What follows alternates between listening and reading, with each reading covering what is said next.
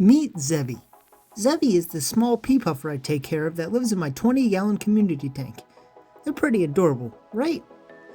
Well, Zebie has a biting problem. As it turns out, this type of pufferfish is a bit aggressive and likes live food, so they keep nipping at the fins of my other fish. Their antics are inspiring terror in the poor fellows. Here's Blub hiding. Look at the fear in his eyes.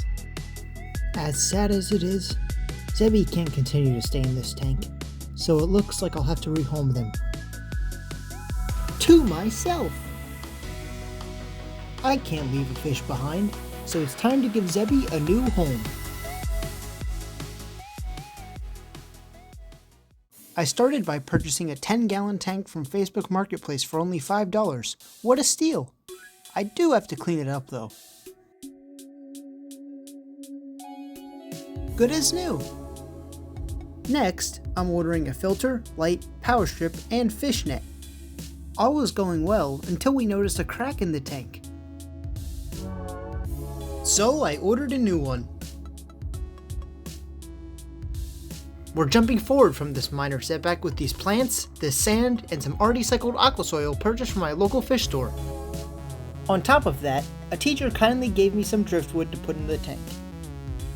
Let's get to making this aquascape. First, I'm laying down the aqua soil.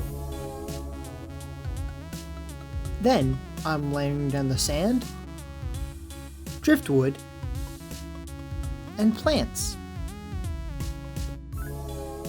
I thought I saw the snail moving, but then I realized it was dead and just floating. So, I got to filling up the tank. The driftwood didn't seem to want to stay in place, so I eventually anchored it down using this chest decoration that came with the original 10-gallon tank. I probably should have used some rocks instead, but this has worked out well so far, so I'm keeping it. I put the filter on the side and later moved it to the back. Everything was going well. But then, Blub died. Blub was my premier fish. My day oneer along with Glub. I'll never forget you, Blub.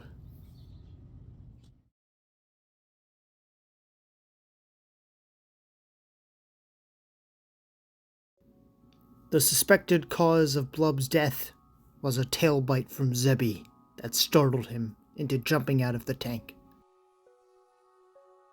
I knew what I had to do. Zebie's time in the community tank had come to an end.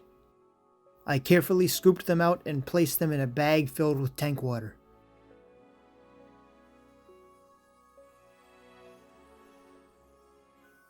The next step was acclimation. Here, I submerged the bag in the new water to ensure that Zebie can adjust to the temperature without immediately being shocked by the change.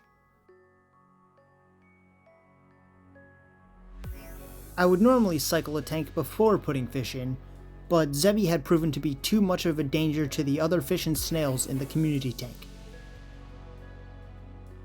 As I acclimated them by pouring small amounts of water into the bag every few minutes, they observed their fresh surroundings. This continued for around 20 minutes, until...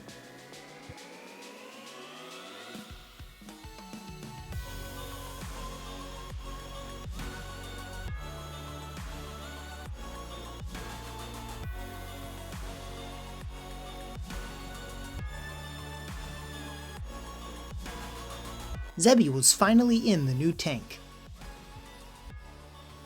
At first, they stayed on the rightmost side of the tank in between this big piece of driftwood and this plant.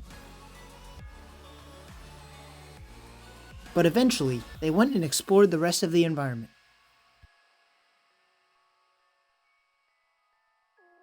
Soon enough, it was time to feed Zebie properly for the first time. I got these frozen bloodworms and plopped them in the tank.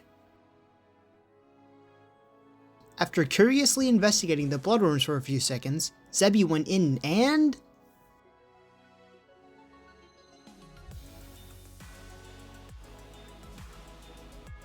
Success! Zebie loved the bloodworms. Here they are swimming around with a full stomach.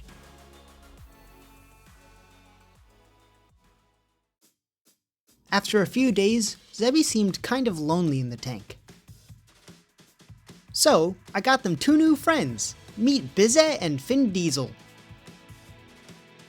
Bizet went exploring with Zebie right away, while Fin Diesel went off on his own to investigate the plants.